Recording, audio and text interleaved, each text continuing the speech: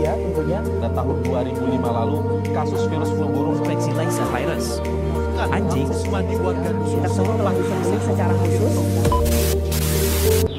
Assalamualaikum warahmatullahi wabarakatuh. Halo teman-teman.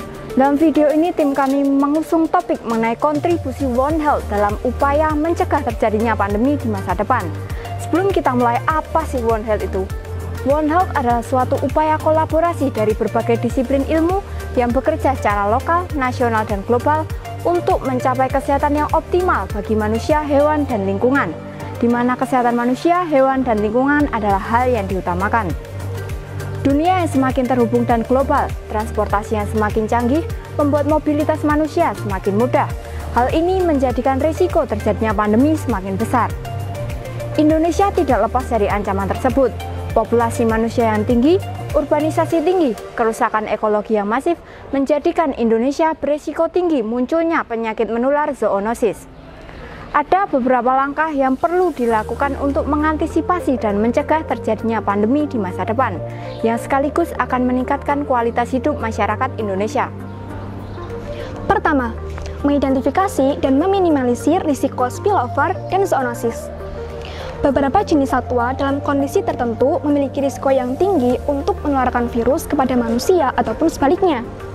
Meski demikian, perburuan apalagi pemusnahan berbagai jenis satwa tersebut bukanlah cara yang tepat, karena mereka memiliki peran yang sangat penting bagi ekosistem, termasuk bagi kehidupan manusia. Oleh karena itu, kita sebaiknya mencegah hal tersebut dengan melakukan program pemantauan penyakit. Kedua, menekan risiko spillover dan zoonosis. Hal tersebut dapat diwujudkan dengan tidak mengonsumsi ataupun memelihara satwa yang hanya untuk kesenangan, khususnya satwa liar yang jenis serta karakter patogennya minim diketahui, menghindarkan satwa dari stres yang merupakan kondisi ideal bagi berkembangnya virus dan patogen, melakukan pengawasan yang memadai dalam perdagangan dan pemeliharaannya, serta memperbaiki tata kelola terkait konsumsi dan pemeliharaannya. Ketiga, memastikan higienitas yang tepat namun tidak berlebihan terkait pengelolaan satwa, baik satwa liar maupun ternak. Keempat, menjaga alam sebagai penyangga kehidupan. Lingkungan alam yang terjaga dan terawat diperlukan bagi kesehatan manusia ataupun hewan yang berada di dalamnya. Kelima, membangun budaya hidup sehat dan peka terhadap alam. Pola hidup manusia modern atau masa kini yang cenderung malas dalam bergerak, sering berada dalam ruangan tertutup, dan sebagian besar selalu mengandalkan teknologi, telah berkontribusi terhadap kerentanan dari berbagai penyakit yang pada akhirnya dapat menjadi potensi bagi terjadinya pandemi di masa depan. Oleh karena itu, kita harus membangun budaya hidup sehat dan peka terhadap alam, seperti lebih banyak bergerak, selalu dekat dengan alam, dan mencukupi asupan makanan sehat. Dengan demikian, kita telah berkontribusi dalam menjaga kekebalan tubuh dari penyakit, dan pada akhirnya dapat menghindari kemungkinan terjadinya pandemi di masa depan.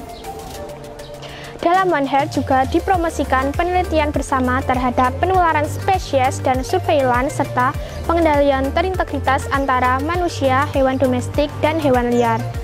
Hal tersebut dilakukan sebagai upaya pencegahan kemungkinan terjadinya pandemi di masa yang akan datang. Penerapan One Health yang efektif dan berkesinambungan diharapkan dapat mencegah ancaman penyakit menular zoonosis di Indonesia maupun global. Demikian yang dapat tim kami sampaikan, semoga dapat diterapkan di Indonesia sehingga mencegah kemungkinan terjadinya pandemi di masa depan. Terima kasih. Wassalamualaikum warahmatullahi wabarakatuh.